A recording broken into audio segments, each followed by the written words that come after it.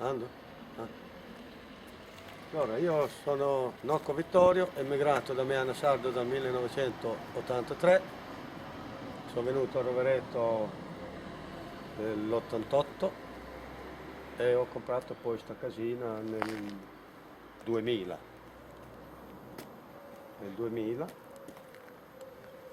l'ho ristrutturata tutta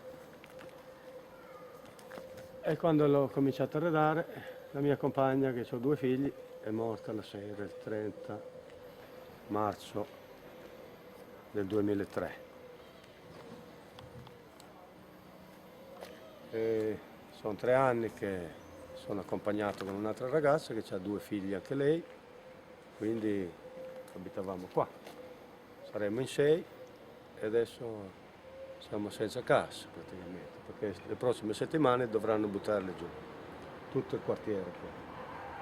E adesso siamo in affitto a Carpi, pagando 500 euro al mese, aspettando che il comune ci dia quei famosi 100 euro a persona come promesso, però ancora sono passati 3 mesi e non abbiamo visto neanche un euro, capito?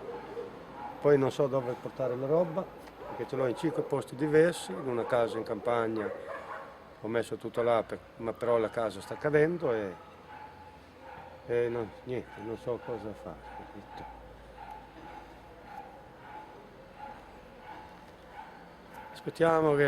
Speriamo che qualcuno ci dia una mano, almeno a ricostruire, e poi dopo non so.